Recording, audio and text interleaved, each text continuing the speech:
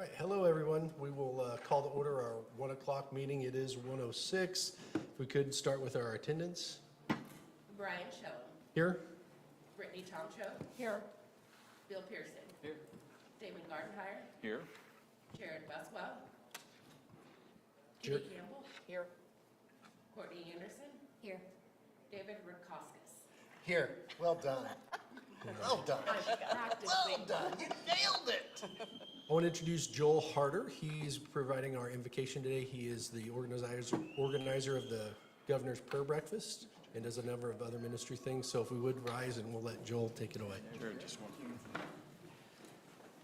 Thank you. Good afternoon. Can I pray for you now? Father in heaven, I thank you so very much for this day and for all who are gathered in this place for this purpose. Lord, I pray that you would bless each and every one of us with your wisdom, your guidance, and your grace. Father, I reflect upon a statement that the Apostle John writes in one of his small letters, that I have no greater joy than my children are walking in the truth. Of course, those children he mentions were not his by birth or adoption, but by virtue of his own intentional, focused effort to mentor, to train, to teach, to shape the minds and hearts of those that he raised.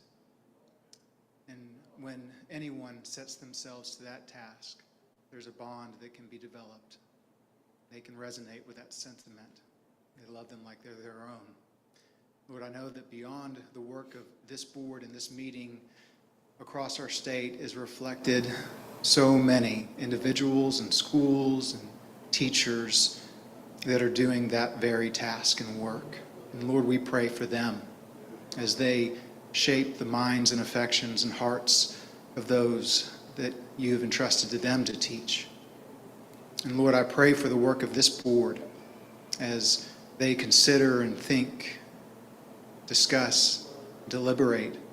Lord, the decisions that come out of this place both provide guidance and accountability across our state to create innovative opportunities, ways to reach every child that is unique, uniquely made, uniquely gifted, and uniquely learns.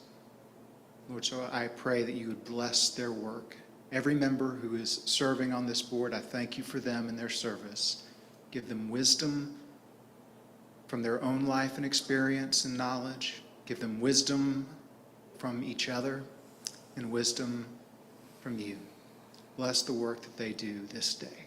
In Jesus' name I pray. Amen. Join me for the pledge. I pledge allegiance to the flag of the United States of America and to the republic for which it stands, one nation, under God, indivisible, with liberty and justice for all. I salute the flag of the state of Oklahoma, its symbols of peace unite all people. We'll take a moment of silence.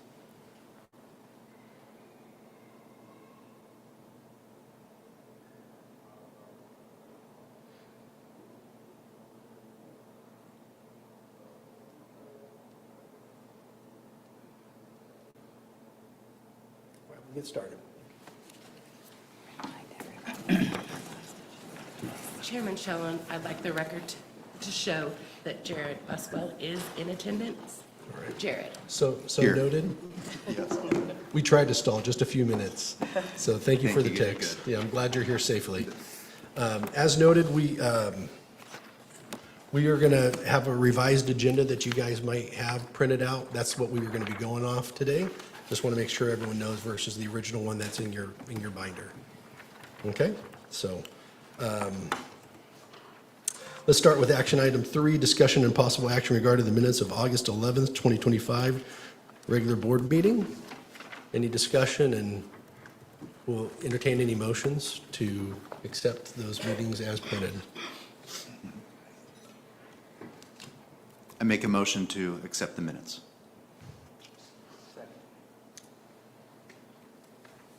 Call for a vote. Brittany Tomcho. Approve. Bill Pearson. Yes. Damon Gardenhire. Yes. Jared Buswell. Yes. Katie Campbell. Yes. Courtney Anderson, Yes. David Rudkowskis, Yes. Brian Sheldon. Yes. Motion carries. Motion carries.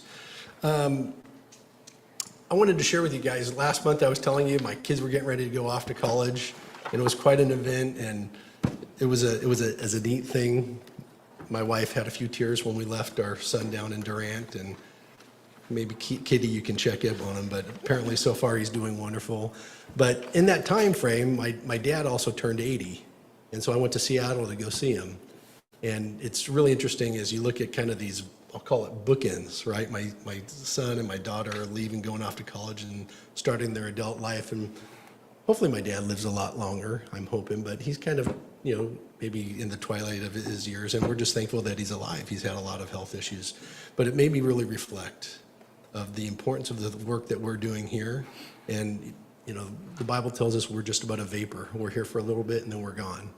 And so I just want to say thank you to all the people here who are volunteering their time, working hard to make a difference for the students and the families of our state. So on behalf of all of us and the staff, that we're thankful for the work you're doing. I want to thank the staff and all the work you guys are doing as well.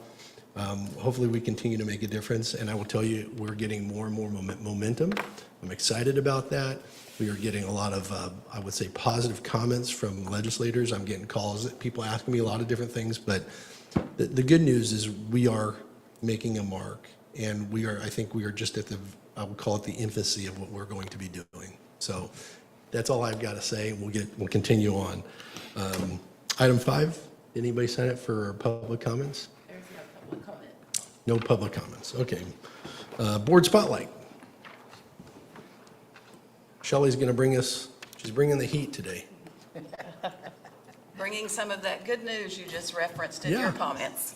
The heat? Is that what? Yeah, I mean, it's something that's hot and spicy, right, I don't know about spicy, Well, but hey, it's hot. yeah, I like spicy food, right? So I like, I do too. things that really get the blood flowing.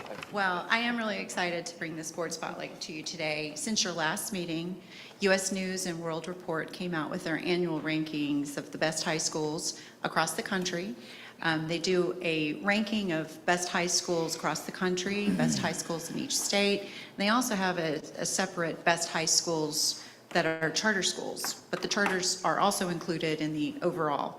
So it's an annual publication. Let's go for it. It's an annual publication ranking the high schools in each state. The rankings for high schools are derived from a 6-factor formula that includes academic performance, graduation rates, and the percentage of students in advanced placement and their performance on AP exams. And then the 2025 list includes 24,000 public high schools. So remember that when I share with you some of these rankings. So in Oklahoma, well, wait for it.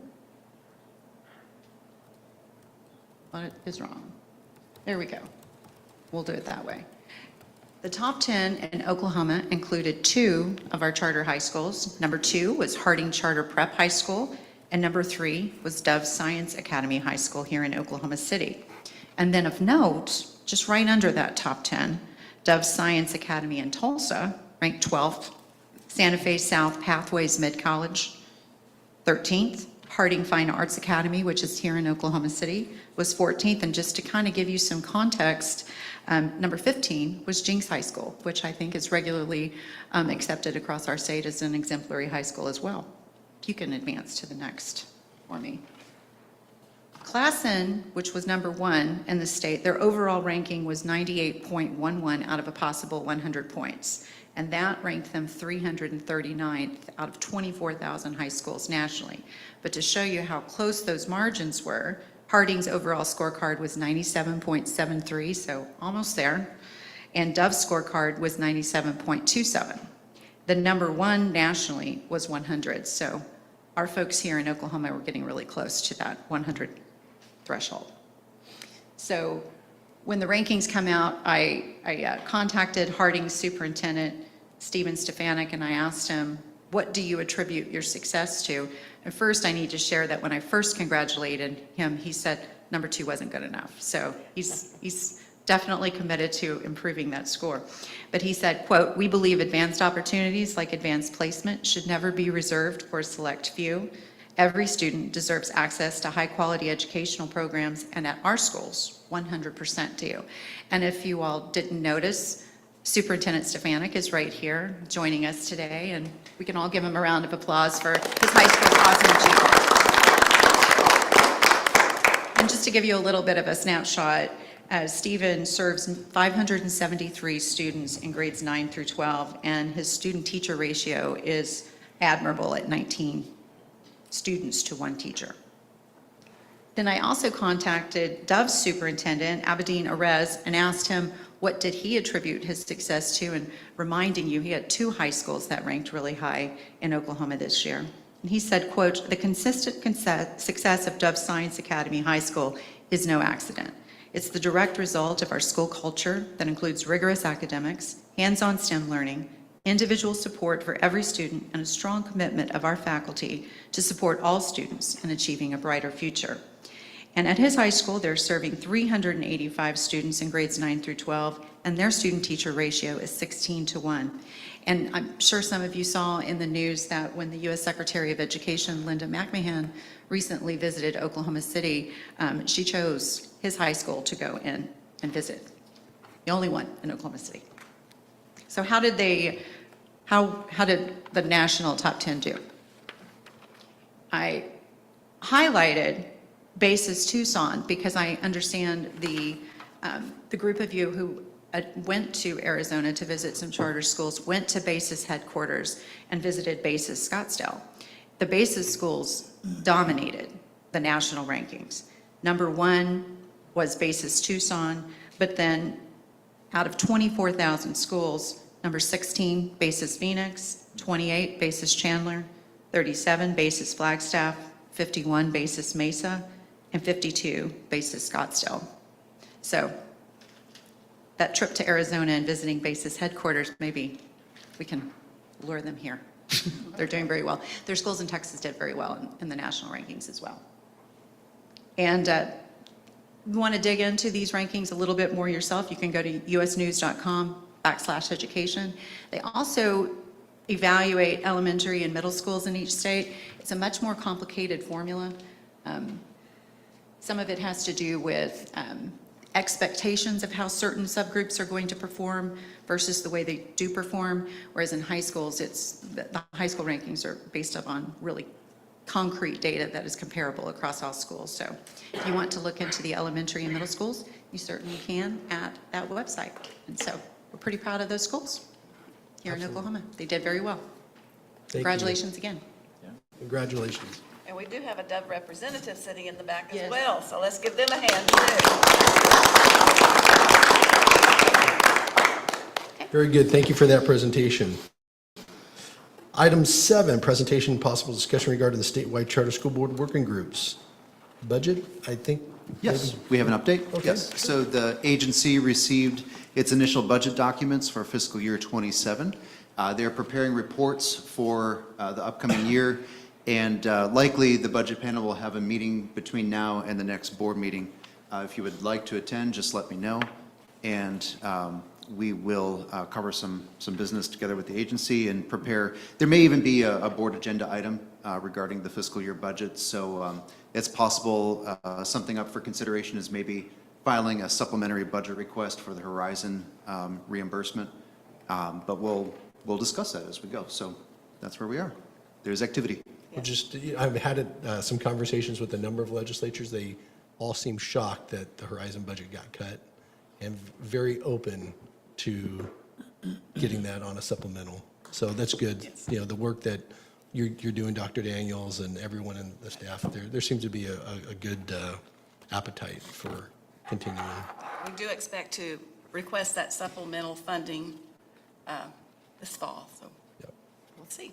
Perfect. Communications. Nothing to report. Okay, nothing to report. Governance. Yeah, I've got something here to tell you. The Governance Committee met twice over the summer to discuss the next legislative session. For the statewide charter school board, our primary objectives at this point are to work with the legislator to restore our initial year budget allocation for the Horizon program and to ensure strong communication for the approval of proposed administration rules. So we have another committee meeting tomorrow. And, a lot of people active, a lot of communication. I think there's almost 10 of us on the committee. And so it seems to be going well. Dynamite. Yeah. Horizon, I think we need a chair for a Horizon committee, right? We do, and I think that some of our newest members are going to be listening closely to Dr. Daniel's presentation in a few minutes, and that maybe after they hear a little bit more about the program, Put 'em over- put 'em on the maybe edge. have a conversation. Yeah. And just so the new members know, like, that is the tip of the tip. Like, we say the charter school is going to be the tip of the spear when we tackle these issues we have in education, but Horizons is really the very point, So I think there's so much to offer, and I definitely tout all the stuff Horizons is doing. Okay, we'll talk maybe a little bit more about that in the future. Very good. Moving on to action or administration in 8A, presentation discussion regarding our P3 urban Montessori play process progress charter contract conditions and school opening progress. Good afternoon. Yeah, just wanted to give you guys an update on P3. So P3 Urban Montessori, just like Mr. Shellham said, Play, Process, Progress is a public charter school. They were approved by this board in February of 2025 to open in school year 2026-2027, contingent upon completion of the contract conditions by August 31st of 2025, so just about a week ago. So there were 4 conditions, the first of which was that the charter school shall resolve all weaknesses related to special education services. So related to providing special education services, P3 has indicated it will have a special education teacher on staff and expounded upon the plan to comply with special education laws and regulations required of them. The second condition was that the charter school shall correct norm-referenced measures of academic growth in reading and mathematics. The school's response to this was that regarding norm-referenced measures of academic growth, P3 stated it will be using a MIRA and iStation for reading and math assessments respectively. There were 2 more conditions. One, that the charter school shall correct organizational misalignments with the governing board bylaws and the articles of incorporation, primarily being formed as an LLC rather than a nonprofit corporation, and then also that they shall correct budgetary inconsistencies that were pointed out by agency staff during the application review process. P3 confirmed that I confirmed that P3's budget has been appropriately corrected and updated, and documentation was provided confirming the name and entity type change from an LLC to a nonprofit corporation as required for school governing boards of Oklahoma. So they met the 4 contract conditions, and then I just wanted to give a very brief update as to other progress that they've made between then and now, between their approval in February and now being in their pre-opening year.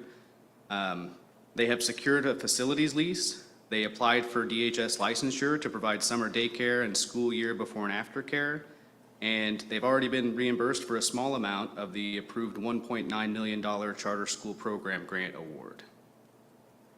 The compliance team, the compliance officers, and myself have a meeting scheduled with school leaders in October to obtain an update on the progress in completing the items required on the pre-opening requirements checklist and discuss their next steps.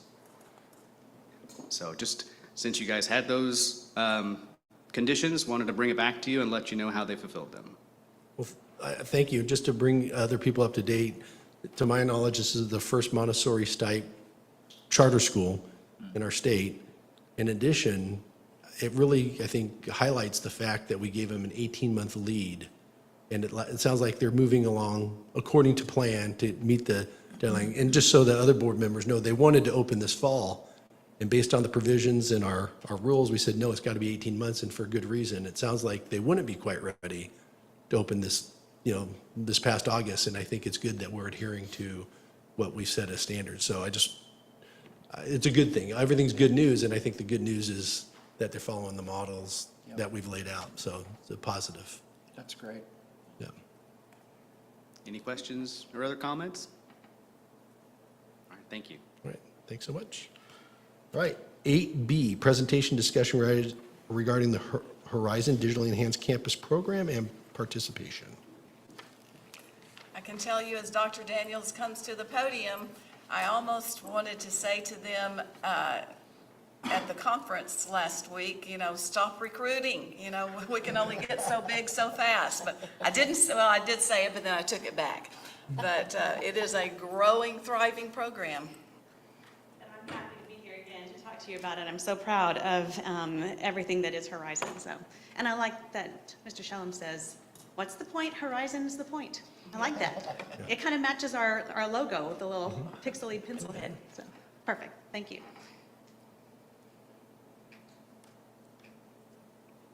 Am I struggling to click here?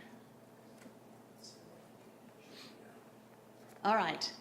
So as we start, I wanted to just share some numbers with you through the years to kind of walk you through where we began with the Horizon Consortium and how we've grown. This slide is pretty cool. It reflects our membership since the Horizon Consortium began in 2022. But I do want to say I was at the OSSBA COSA conference this last weekend with our Assistant Director, Jill Bowman, and it occurred to me that my very first time attending that conference, having a booth, going out, shaking hands with superintendents. It was one superintendent, I think he was from Big Pasture, who said, I wish the state could just have a consortium where we could purchase things through. So Becky and I started talking about that years ago, and it was probably 2017.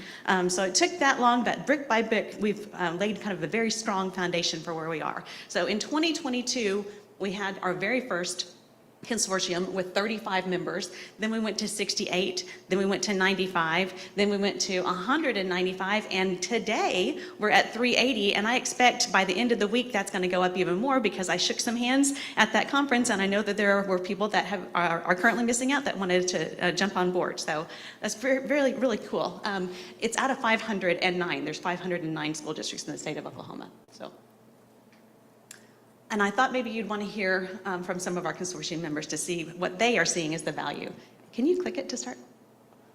I would encourage any school that wants to open up their offerings to their students to consider Horizon. We had told kids that we would not be able to have a virtual program. I didn't know how to start one. Suddenly Horizon provided an opportunity to meet those academic needs as well as their passions. Having Horizon as kind of a one-stop shop has just really been amazing and very helpful for our district. Horizon's main thing is actually kind of filling in the gaps because it's really hard to offer all of the AP classes in person at school. Horizon is always trying to better the programming. It makes it financially possible for us to deliver virtual programming to our students in a very cost-effective way.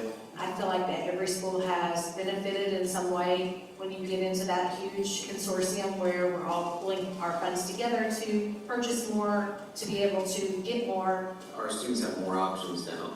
It's opened up a whole variety of blended opportunities that our kids didn't have 10 years ago. It has to be one of the most hidden gems that I have seen. This is a great opportunity. So that was just a few of our members, but as you can see, they definitely see the benefit of being part of this consortium. So I've got a map here that shows what our participation was last year to this year. You can see we got a lot more dots on the map. The red dots indicate those that are taking advantage of the free AP courses. So that number has grown quite a bit as well. Students served. So this graph reflects those that are being served through participation with our third-party vendors, as well as those that are taking classes within the Horizon platform. So you can see we started in 2022 with a little over 7,000, 7,211, and year to date, right now, we're at 33,514. So, available courses within our platform, we started in 2022 with just 5, and as of now, we have 26 that are AP or pre-AP courses, And we have 32 that are non-AP, which include all secondary core subject areas and Spanish, as well as some fun like computer science courses that go along as well. And then, so that makes a total of 58 courses that are in and available right now for people to take within our Horizon platform. Districts with students in Horizon. So again, in 2022, we started with a little, you just needed 2 hands, 6 districts taking advantage of our courses. And as of today, there are 46. Some of them are using the platform only. They're using our curriculum, but they're using their teachers. Those districts are 10, and then there are 41 that are using our courses in our platform, but a total of 46 districts taking courses from us. And then our enrollment, this is the one that made Becky's heart stop a little bit when she saw the growth from last year to this year. But we started with just 11. The first year we did this, we just had 11 kiddos in our courses. Today we have 464. So you can see last year we had 331. And so Becky, you know, she was joking, but she was like, do we need to settle on recruitment just a little bit? And I want to share why no is the answer. We were given a presentation, and Jill Bowman got up to speak to the people at the conference this last weekend, and she said, I'm in the weeds with these courses day to day, and I'm in the weeds talking to the teachers every day, and we have the dream team. And that is 100% true. So our teachers, 100% of them have solid track records, exemplary performance in the classroom, exemplary performance with their AP pass rates. Most of them serve as readers for the College Board, and that's the organization that authorizes all AP courses. So almost all of them serve as readers, which means in the summertime, they go congregate together with other readers from across the nation, and they score these AP exams. Several of them serve as trainers for College Board, so they are the ones who are training people to become teachers in these AP courses or need the recertification. So several of our teachers do that. And many of them serve on the standards board that are creating the assessments and creating the curriculum. So it's just amazing. First of all, just even in the state of Oklahoma, we have so many of them that are doing these fantastic things. And that Horizon has been able to, of our 17 teachers, almost all of them are at that upper level of hierarchy in the College Board Association is pretty phenomenal. So that's why I'm not scared that we continue to grow. It's because we have the A team, dream team in Jill's words. Okay, if we look at district savings, so let me tell you how we calculated this. You can see it for last fiscal year and this fiscal year, year to date. We've still got room to go this year. If you looked at third-party pricing, that is standard pricing, no discounts involved. If the districts bought exactly what they bought through us, directly through the vendor, they would have paid $4.9 million last year, 5.9 this year, almost 6. Because of the discounts that we're able to provide them through Horizon, last year they only paid 1.9.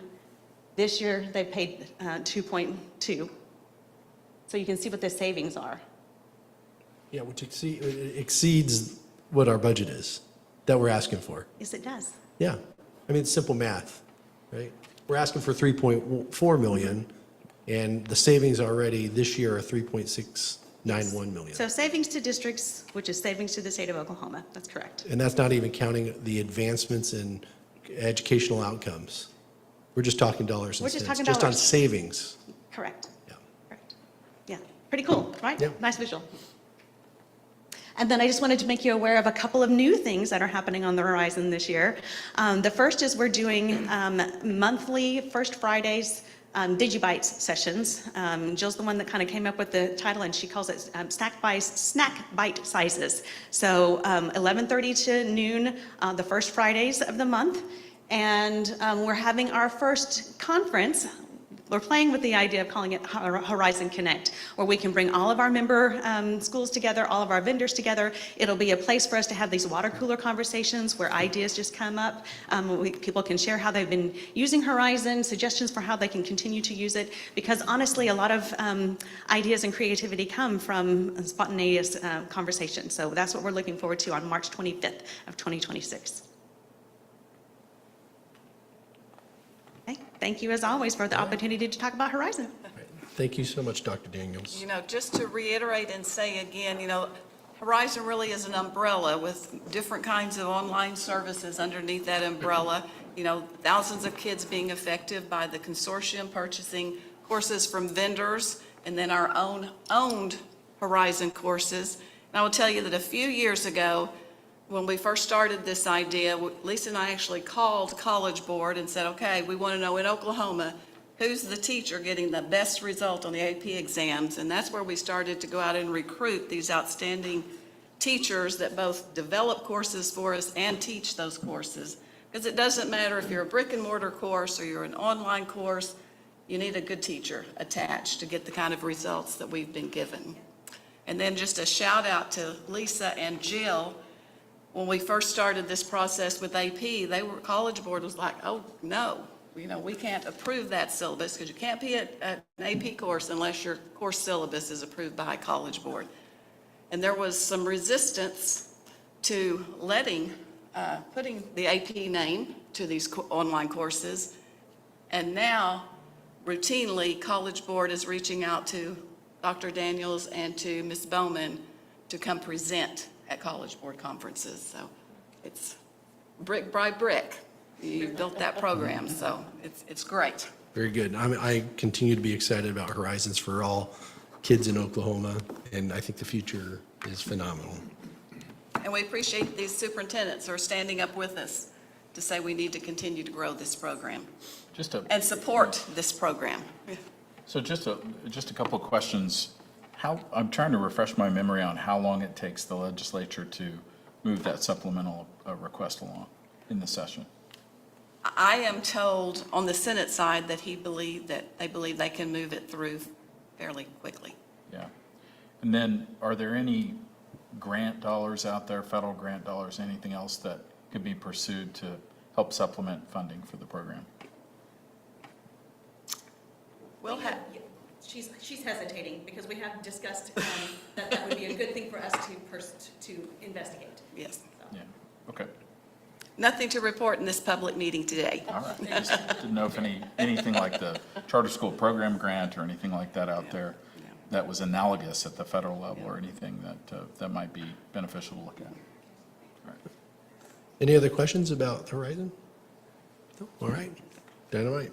Moving on to 8C, presentation discussion regarding the definition and parameters related to what may be considered an application of merit. But unlike most of the presentations that I bring before you, which of course I'm always happy to have your feedback and your questions, I do want this one to be a little bit more engaging. We brought the rules to you to start the rulemaking process last month. Part of those proposed rules were this sponsorship application cycle and timelines. This is the proposed language that we brought and are moving through the rulemaking process. And so what we said in the rules, and you guys had read to you, I'll just read it one more time. Regardless of the date submitted, the board will not consider an application received by a proposed school if agency staff finds that the application is inconsistent with standards adopted by the board, including but not limited to the following. A, the application lacks merit based upon the results of a quality review process. B, that the application violates any provision of law. Or C, that the application facially appears to be the product of plagiarism.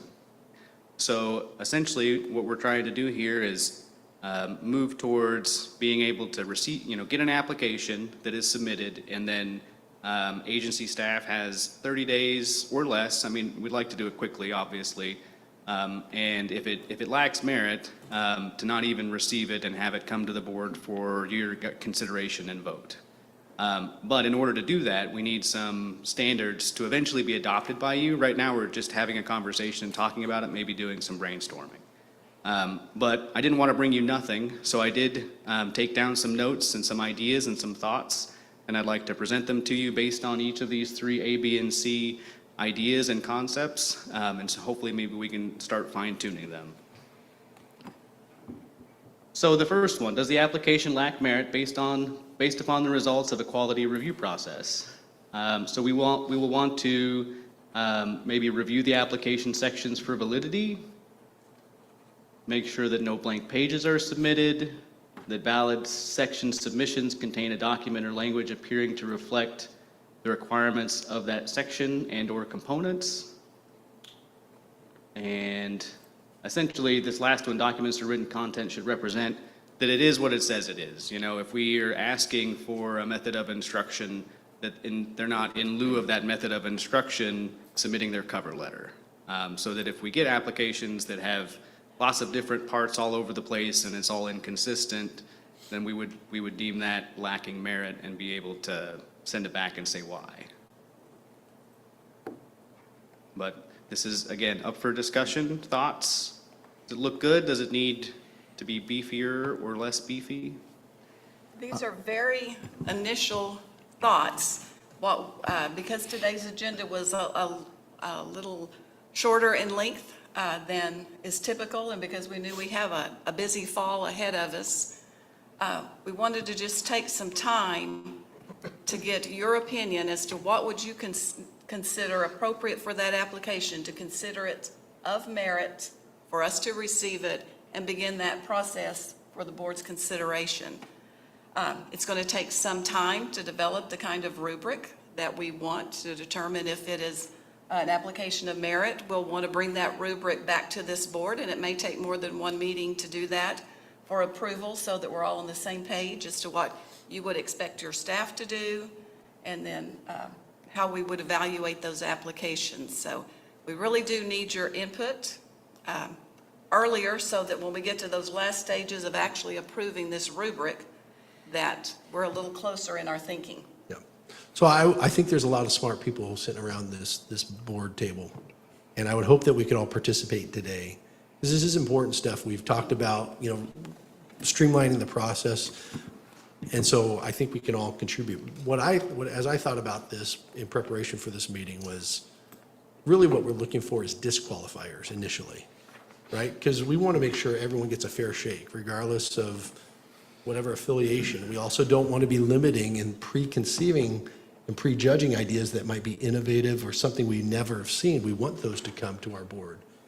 But what we don't want to do is have sloppy, incomplete applications, right? So I think the way I started is going, how do we start with disqualifiers? If they can't spell the name of their own school right, they list a different state like what we've seen in some of the applications, they're like, are you sure you're applying to the right board, right? I mean, those are the kind of things that I think we need to maybe look at that would help staff. So I want to open it up, and hopefully we can give staff some guidance and direction of what we maybe think of disqualifiers, not just qualifiers, but, you know. And we can jump around. This isn't all I have. So we can go forward, and then if you want to go back and revisit this slide, we can do whatever you want. How about we do that, Skylar? Skylar, is there more on the quality review Yes. than this? Okay, because this is fine, but it's pretty surface I think level. you'll have to switch me or something.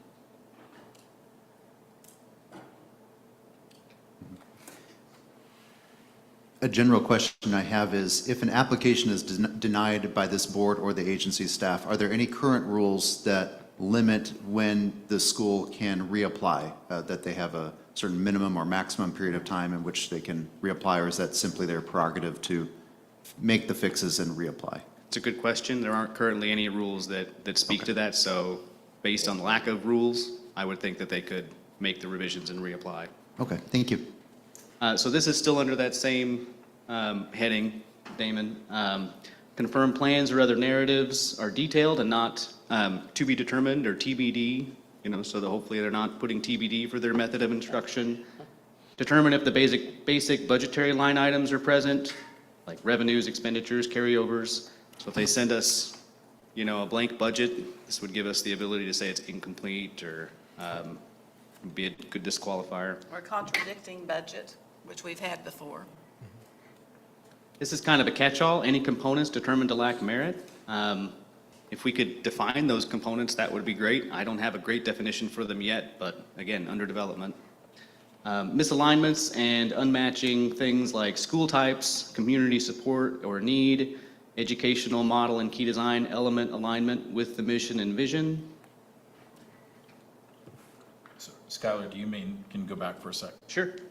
On the mission and vision alignment, I'm assuming what you mean by that is, you know, if this, does the school type match if there is in fact community support for that school type? Is that sort of where you're getting at, or what? I think it's and or both, you know, if they, maybe their community need and support aligns with their vision and mission, but if their vision and mission is to be, you know, the best STEM school in the state, and then we go into their education plan and it talks about arts and sciences or something different, that we could point that out before we have to bring it to you to point it out.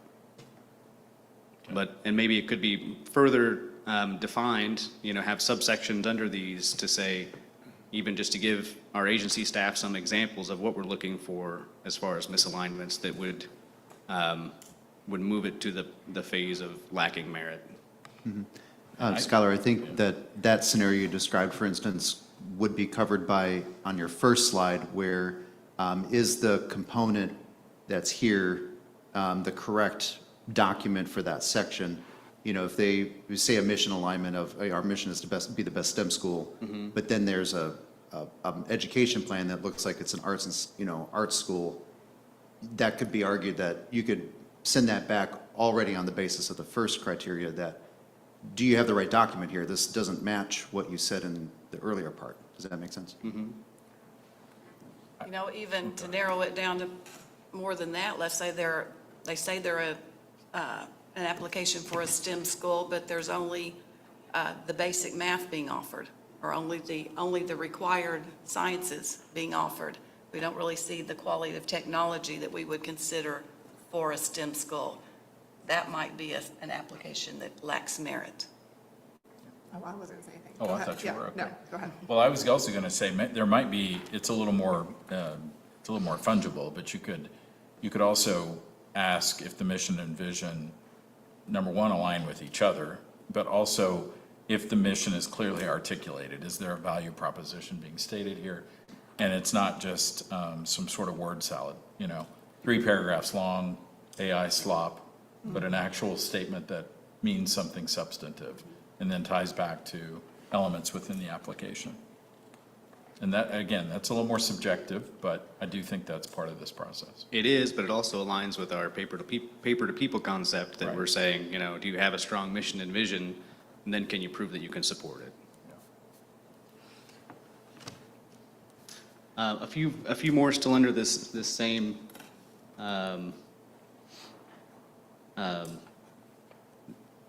review for application merit. I think these are the last two. You basically just got at it there, so. Yeah, and maybe this one needs to replace the other one about vision and mission alignment. Assess the vision and mission statements for clarity, coherence, and alignment with consistent, high-quality educational outcomes. And also review evidence of applicants' academically successful schools and educational programs if applicable. And I do think that one's really important. You know, the statute charges us to give priority or preference to schools that have proved successful outcomes, you know, whether it's in this state or in other states. And so it'd be great if we could review that at a high level before it comes to you. Yeah, Kitty? and in terms of the mission statement, I think it's important too that what's in there is measurable. I mean, I see a lot of them that have really nice, very lofty wording, you know, but how do you measure? How do you know that's what you're doing? Good, thank you. Yeah, I've got, do they align with each other, the vision and mission, meaningful, measurable? This is helpful. So a lot of the buckets are under this first part, the lacking merit. And then I think if we're done for now talking about it, not that we can't go back to it, the next one is, well, let's just go to it. Oh, does it violate any provision of law? Which is pretty straightforward even in and of itself, but we wanted to try to kind of expound upon this as, you know, what are agency staff going to be looked for in violations of law? And so what we came up with are to identify any clear and obvious conflicts of interest or related party. Concerts isn't the right word. I'm not sure why concerts is there. But concerns is what it's supposed to be, related party concerns. Identify misalignments with the Oklahoma context, public school law, and regulation. Can we confirm that there are at least 3 board members with no clear and obvious conflicts of interest? We had a little internal discussion about this. You know, in a perfect world, they would come to us with a full board of 5, one who's planning to have a kid in the school, right? But that's not always possible. So we thought, well, state law requires a minimum of 3 board members. If they can have 3 board members with no conflicts of interest that submit an application, we felt like that might be a good starting point, but again, up for discussion. To have a full board is certainly evidence of community support, but sometimes our own board and the schools that we have don't have full boards, so we don't want to be hypocritical at the same time, so. But a full 5 to 7 member board would show community support. So. Indeed it would. So there's the discussion back and forth. Yes, and if they have 3 board members at the beginning of this 18-month process before opening, there's, which brings up the broader question. I think we were discussing having like a multi-phase or at least a 2-phase application process. Yes, sir. What we're discussing today is the initial reaction at the initial phase. And there may or may not be another set of criteria for the second application, the second segment of that, where Yes. we really get to the nuts and bolts. Yes, and in fact, you're exactly right. The second phase, what we've done is we've shifted a lot of what used to be the 1 phase, we've shifted to the second phase to make sure that they, in the first phase, did they give us a quality application? And this is almost like a pre-phase where we're reviewing it before we do the full review of the application. And then, does their application reflect their innovation and their talents and their abilities and their skills and their experience? And then if they pass that phase and you guys approve them, then they go to the second phase, the ready to open phase. And then we confirm all of that stuff, so we say, okay, you made your case and you showed us you have the experience, you've done this before, or you know what you're doing, or you have the right team in place. And then in that 12+ month window, in that ready to open phase, we can sit down with them and say, okay, now show us your education plan, rather than show us how you plan to make an education plan. But today, we're only discussing what would this board expect the rubric to look like? What would they expect it contain for us to consider an application of merit, complete, worthy of being accepted into the process? Yeah. A lot of states use that word complete. We examine the application, and if it has all of the things we expect to see, then we consider it complete and it enters the process. If not, it goes back and they can choose to make adjustments or not. And part of it is understanding that every person's time on this board is valuable. And we've seen some applications that aren't worthy the time that we've spent on them. And we need to provide respect to you guys as board members, also the other applicants as well, and giving merit to those who are qualified. And the last one, the C of the proposed rule language is, does the application facially appear to be the product of plagiarism? And just to expound upon that, it was just to identify instances of plagiarism, especially those that clearly represent another organization's original product. As an example, word-for-word use of written content from an unaffiliated organization. And maybe we need to expound upon that, because I heard you guys saying earlier, the context, right? You might have an educational management organization that has lots of schools all over the state. We don't want their cookie-cutter Iowa application to be submitted to Oklahoma and get to you so that you can see that it's riddled with inconsistencies. So we could probably add some there. I believe this is probably where AI comes into play. I would be interested to know on applications, like what percentage of the application is written with AI. And if it's clearly all written with AI, I probably may not want to review that. I think that's really important in this world where AI is so prevalent, and we all, I feel like, probably use it in our jobs in some capacity. But I think for somebody that's wanting to submit an application for a charter school, be a lot of original thought in that. And you don't get that from AI.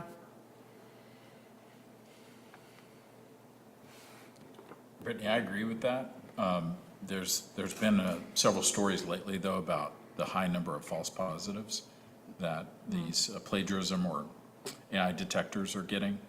As a journalist, I wrote so many articles over the years for newspapers where I used sentence fragments and em dashes, and I was proud of that. I loved using M dashes. And a tell now for AI is the use of M dashes. And no spaces around the M dash. Or the rule of threes, which I use constantly. So now all of a sudden, the things that were good writing practice are supposedly markers of AI influence. But, you know, I see your point, but I do think there probably needs to be some kind of awareness at the level at which AI is being adopted, plus the false positives. Yeah, agreed.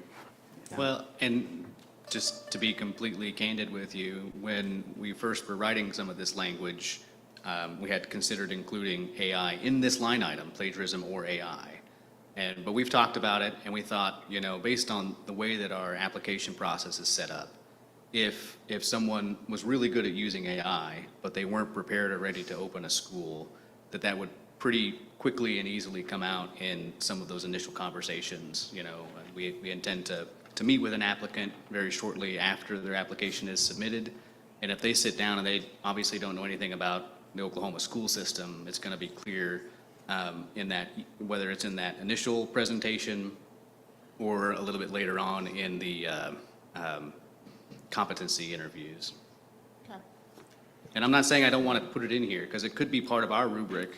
We could, you know, if the rule says, does the application facially appear to be the product of plagiarism, there's nothing to say that we couldn't have part of the rubric that says, you know, something about if it's found to be 100% written by AI, then, you know, it could go back and, you know, I don't know, Damon would have to agree with this, but it could go back and they could at least put, you know, maybe design their own vision and mission statement.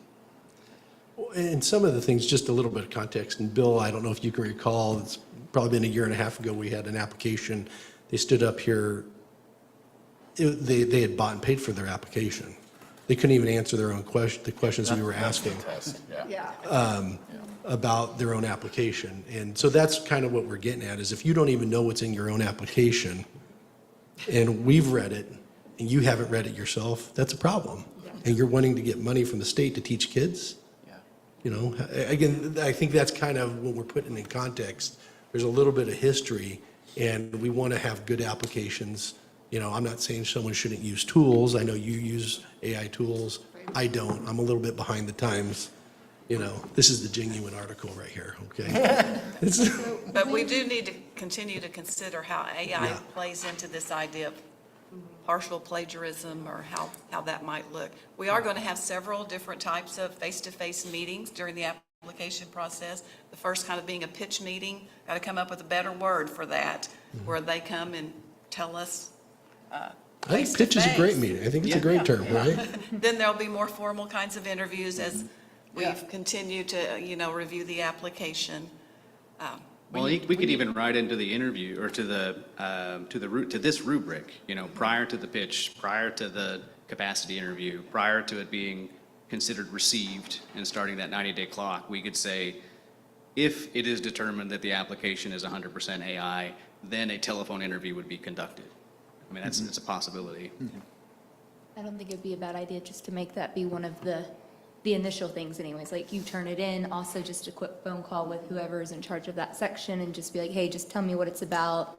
We do that, you know, I do that daily if I get applications, just to make sure that they know what they're talking about. Just maybe an initial thing. Let me take a little bit different tack on this. And you're exactly right, Brian. We've seen some ugly applications. One of the things in the last 3 years, the staff has grown significantly for the better with the board. And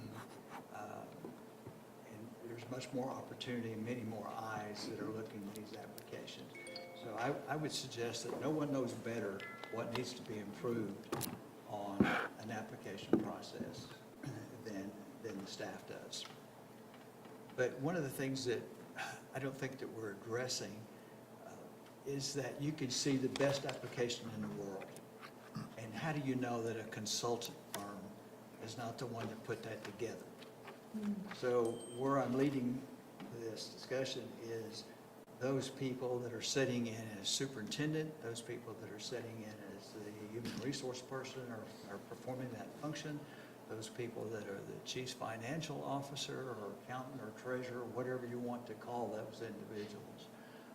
are they the right fit for this? Do they have, they might have an ED degree, they might have a doctor in front of their name, or they might have a CP in front of their, CPA in front of their name. But have they worked in a comparable situation and comparable size? Are they the right fit? What are we doing? And we've seen this with our school boards that, and I won't mention any names, but it starts with an E. Are they performing their function adequately? So the same thing applies to excellent superintendents, but not all superintendents are created equal, I'm sorry. They're just not. So what are we doing in terms of merit to make sure the people that are guiding these schools are the right fit? I'll go back to that again. Are they the right fit with the right experience and current experience at the time? That's what I think that definitely needs to be looked at as part of this merit process. Bill, I think that's a really good point, and I would second what you said. But I wanted to add a little bit of an addendum or just an observation. You know, BASIS came up earlier today. We visited BASIS, and now I'm blanking on the name of the other school in Arizona that's a counterpart to BASIS. But in both cases, or at least one of those cases, those were outsiders forming that school. Great Hearts. Great Hearts, yeah. And they're usually at the top of the list as well. And those were complete outsiders from the education space that came in. So you do see this element of entrepreneurship, or, you know, somebody who just has a passion for this and wants to make it happen. They didn't have any prior experience in it. And now, to your point, Yeah. I also think you need to take into account everything you said as well. So, I think the key is making sure that, going back to the purpose of what we're trying to do here, is that we're not wasting the board's time or the staff's time, right? And when we look at, the staff shouldn't be making the judgment. The board makes the judgment whether to approve an application. But when we get applications that we know are incomplete, that are not properly written, again, I don't think what we should be doing is, if someone is never from the education realm but could have a better idea, we should be welcoming that. Like you're saying, entrepreneurs who come up with ideas, but they still should have a complete packet with their name spelled correctly, their correct address. But when we're seeing some of the applications that are coming, and when I say the one that was bought and paid for, it was a beautiful application. It was 6 inches thick, but they hadn't read their own application. You know, they bought and paid for someone else to do it for them. You know, and that's kind of what we're looking at. Consultants. Yeah, consultants, right? And so we want to look at, going back to like what Mr. Gunner had said, is looking at the heart of what we're doing. We're going to work out the details in the contract, but we want great performers coming and applying regardless of their background, to echo what you're saying. You know, let's create the innovation, but we want to also go, hey, what's that of merit? And I think what we come back to is, what are the disqualifiers? If we hit on, hey, everybody's going to keep moving forward, but if you can't do this and you want to teach kids, go back to, and the idea is working with the association, the resource center, so that we can share these goals, and when they narrow it down and that funnel comes, that we're going to have good applicants. And the hard part will be like, which ones do we choose? Because we're limited by statute how many we can open. And I hope that's the problem, not that we constantly reject good or bad applicants. We want to have too many good ones. So. That would be a great problem to have. Yeah. Absolutely. Yes. We're trying to build that lighthouse so we can handle if we get Exactly. the influx of applications. Yeah, exactly, because I think that's where we're headed, and that's what we're trying to do and so I think if my direction to staff would be, you focus on the disqualifiers, or we help you with the disqualifiers, because ultimately it's still got to come to this board to be approved. And I often think of the meeting we had with ASU, and they said, you know, there's ones we just kick out because they are obviously not prepared to teach kids. And that's kind of what we're looking at. And then they'll say, hey, you've done all the stuff, it's still up to the board. So, anyway. Okay, well, I think that gives us a good first discussion. I would expect there will be more than one other discussion before we actually get a rubric to you, ready for you all to approve. But we do want the rubric ready if and when, we're not making any assumptions, but if and when our new rules are approved. So not to extend the conversation too long, but because I do want to have what I need to be able to continue to develop this rubric Does anybody have any input, and it's okay if you don't, we can design this, but does anybody have any input on whether it should just be a pass-fail at each one of these levels, or whether it should have, other qualifiers, scores, meets, approaching, does not meets? I was just about to speak into that before we were closing it up. I've been thinking for a while about maybe the section of law being a pass-fail section, but the section of merit being some sort of 0 to 100 score, or you're very adept at making rubrics and running by them. But maybe I was thinking about the response of, right now we've been talking about a binary response, that will this board institute rules that enable the agency to kick back an incomplete application or accept a complete application? So it's a binary, complete or incomplete. And I wondered if there's value in having a third option, which would be that basically, like, if it's like 0 to 70 complete, it's just incomplete, please come back again with this more complete. If it's 80 and above, it's complete, we're going to send this to the board at their next available meeting, and we'll go on with the process. Congratulations. I got to give you just a little bit of pushback. Yeah. 80% is not complete. 100% is complete. Yeah. So, So, I mean, well, I'm saying on some of these individual terms are subjective of whether it's marked complete or not. So that's where I'm just very broad proposal. But in that, if there's a middle road like that says, okay, your application is mostly complete, it's got issues, I would recommend that you fix these before coming it back. But this staff agency is, by default, it's basically a low priority application. There's other ones that get first priority at the soonest, you're getting on at the next 2 board meetings from now. But really you should fix these things before that 2 months comes up Jared, and the process gets started. So I just wanted to propose that.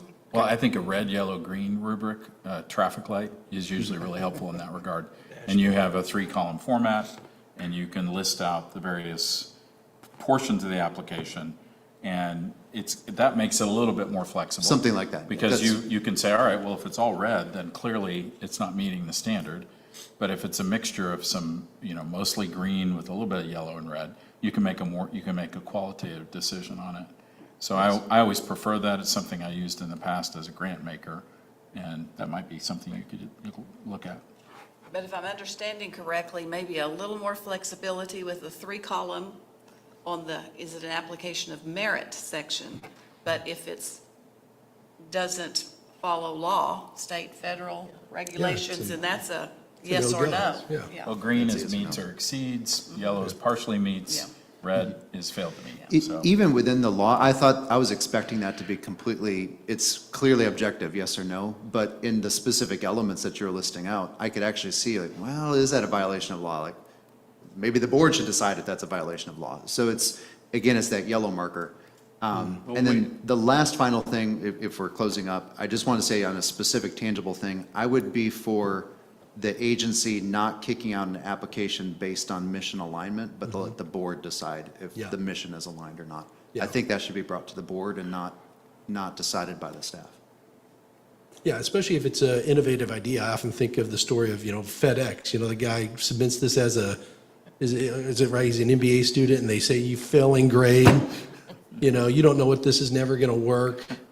And it builds a multi-billion-dollar company. These professors, not to knock any of the professors at our table here, but we need to make sure that, hey, some innovative ideas can reach this board, regardless if they've had success in the past, and good ideas, as long as they know how to spell their name right. Let's make sure the organization is right, but we might get some phenomenal ideas that we've not seen before, and we don't want to stifle that innovation, like a FedEx. No. And it wasn't me. Okay. All right, very We good. appreciate it, yes. Great discussion, thank you. And so we'll continue to develop this rubric. We will come back with maybe a couple of different scoring options the next time we discuss it. And then if how it looks to be scored, what you guys would like to tweak, we can do it at that time. And then further, we don't need to talk about it necessarily, but my thought is that we should probably, however it's scored, if it's scored to the extent that it needs to go back, whether it's pass-fail under the law, or whether it's because they're, in the red or dark yellow because of lack of merit, that whatever we did find, we would want to share with the applicant so they could make appropriate revisions. Okay. And I will tell you that even though an applicant may not like that their initial application or their first version of their initial application comes to the board, if I were the applicant and I had the opportunity to make my application as good as possible before it was sitting in front of the 9 of you, that's what I would want to happen, so. Yeah, you and I Not all discussed will agree. faster feedback loops. Because really, Right. we want to give the applicants the best chance of success, also the best chance for educational outcomes for students and families. And that's really the pushback we need to be giving to be doing that. So thank you so much, Skylar. Yes, thank you. All right, moving on to 8D, presentation discussion regarding continuing education and communication opportunities, including the 2026 Oklahoma Charter School Conference. All right. So I'm excited to bring you a first quarter communication update. Dr. Wilkinson asked I give you a little update on what we've been doing this quarter, and it's still not. While they're finding the slide, I will just say that I said to Shelley, she has accomplished so much for communications for our agency during this first year that I said, just stand up and brag. Okay. It's not responding for me. Okay. We're going to start with our Lunch and Learn series. As you know, we started this in July. It's our intent to have one a month where our charter school community, those who need state-approved board member training credit, have the opportunity once a month to earn an hour of credit, so that over the course of 12 months, they're able to earn up to the 12 hours. We started this in July with the power of the public record, discovering the data, defining your school. I was the presenter for that one, and it concentrated mostly on the matrix and the Oklahoma Charter, the annual charter school report that is interactive. We had 85 registrations for that. It went very well. And then August 28th, we did new legislation impacting Oklahoma charter schools. We had 105 registrations for that. The executive director of the Oklahoma Charter Schools Association, Barry Schmelzenbach, did that one for us, and that was a very successful one. Lots of people interested in new legislation. Upcoming for the next 3 months, we have It Should Come As No Surprise, red flags and all clears in school budgets and financials.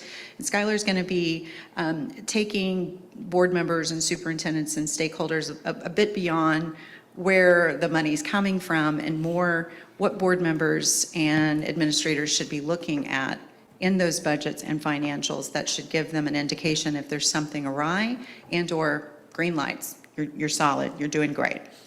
October 23rd, we're going to do the top 10 ways boards violate the Open Records and Open Meetings Act. And November 20th, we just solidified with guest presenters Damon Gardenhire and Michael Hannigan. They're going to do, was the topic today, AI in education, practical tools for teaching, leading, and future of learning. And we'll be getting ready to start promoting that here in the coming weeks, sorry. If you can, I'm not so sure why it's formatting like this, but interesting. So as Dr. Daniels indicated, March 25th, 2026 is going to be our first annual Horizons conference. We're going to hold it at the Norman Embassy Suites Conference and Convention Center. Thomas, they're on state contracts, so I didn't have to do an RFP on that. I know you'll be happy to know. This is going to be a one-day conference, and Dr. Daniels and Jill Bowman, we're going to be now pivoting that we've got the contract to programming and hoping to get some sponsors to coverage food and beverage for us. And then we have firmed up November 4th and 5th, 2026 for our second annual Charter Schools Conference, and that also is going to be at Norman Embassy Suites Conference and Convention Center. I'm really excited about this. Even though they are on state contract, it's going to be about the same costs that we incurred for the 2025 conference. We are going to have the lay of the land their ballroom space is so expansive that we'll be able to be set up for general sessions, but not have to take down partitions in between those general sessions. So our attendees will be able to go in there, conduct business, have some quiet time when breakout sessions are going on. I'm also really excited about this facility because there's really not as much of constriction on how many vendors, exhibitors that we could have. So I'm hoping that we'll be able to at least triple the number of exhibitors that we had this past year, which will help subsidize our costs as well. So I'm really excited about that. I'm also really excited that it's only 2 miles away from my house, so it's going to be very, very convenient.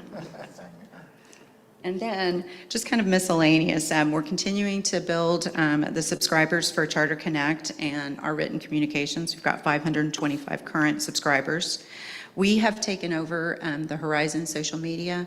Prior to me, that was outsourced to a third party, and so now we're doing that in-house. And we have over 1,000 followers on Facebook and in LinkedIn, and we're going to be expanding to Instagram soon.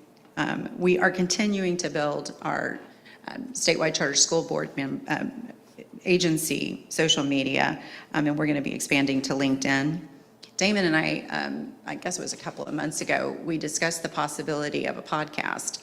And during that conversation, I was kind of knee-deep in conference planning, and now that I'm not as much impeded by that, I'm really inspired by the Bold by Choice that the National Charter Institute is doing. So I'm exploring us branching out and doing a monthly podcast on our own so that we can encourage speakers from across the nation to have conversations with us, have board members be a part of that. So I hope to give you an update on that soon. Any questions about what we're doing? A quick question. Will the December Lunch and Learn, will that fall on Christmas Day, the fourth Thursday? No, we're going to do the third Thursday. We're doing just the trying to third. make Christmas plans now. Yeah, I decided I'm not going to be rigid. I'm not going to be rigid about that fourth Thursday. It was also falling on Thanksgiving. So November 20th has been set aside for the November, and we're doing the third Thursday in December. Thank you. Great question. We tossed around the idea of we just not do one in December, but if we really want to ensure that a board member can get all 12 necessary points for them to stay on their school's governing board, then we can't skip December. I'm going to try to have some type of holiday theme to that one. Yeah. But relevant training. But yes, we're going to have it. Okay, thank you. Thank you.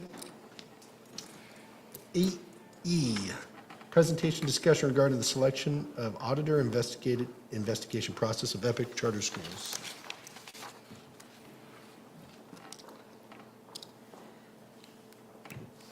One more time, one last time.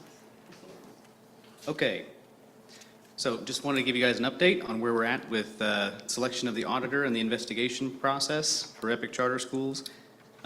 Based on guidance from our General Counsel's office on August 13th, our Financial Compliance Officer, Ellie Rivas, contacted 15 audit, accounting, and/or investigative firms to request proposals for an investigative audit on Epic Charter Schools back to July 1st of 2024 to identify any instances of wrongdoing and to confirm their current financial stability of the school. 3 proposals were received. All 3 were from large firms, one of which is the 5th largest in the world. One proposal stood out as the best lowest cost option. Strengths of the proposal include use of certified fraud examiners, scope and approach that well-defined the purpose of the audit, a description of the 5 phases that will be conducted, and a breakdown of the fee schedule both by phase and then again by team member specialist type. So the agency has selected this firm, but we are currently working with Board Counsel to finalize the contract and ensure compliance with both requirements for Oklahoma state agencies as well as requirements for the accounting firm. So the firm is licensed to practice accounting, a professional service in Oklahoma. I want to thank Thomas for, he actually during this board meeting got me the final revisions back, so hopefully the contract may be executed as of today, and then we'll release the name of the firm at that time. Engagement procedures are expected to begin next week. The firm has indicated they should have no difficulty in completing the services within 90 days. However, I will say that should scheduled field work reveal a need for additional services, the contract may be renegotiated at that time. And then just one last note, statewide charter school board agency leadership, myself and Dr. Wilkinson, we met with 2 EPIC governing board members, one of whom is the board chair, last week. The meeting was productive and the board members are welcoming this engagement and have indicated they expect full and expeditious compliance from the school team and that they eagerly await the results of the engagement. That's all I have for you. Great, wonderful. Very good. Very good. All right, 9, any new business that was unforeseen? Any new business? Okay, we're good. All right, well, with that in mind, then we want to entertain a motion to adjourn. So moved. I second. Call for a vote? Bill Pearson. Yes. Damon Gardenhire. Yes. Jared Buswell. Yes. Katie Campbell. Yes. Courtney Anderson. Yes. David Rakakis. Koskis. I'm getting that. See, you bragged on her, and then here we go. Yes, and Boomer Sooner. Brian Shellham. Yes. And Brittany Tomcho. Yes. This meeting is adjourned at 2:21.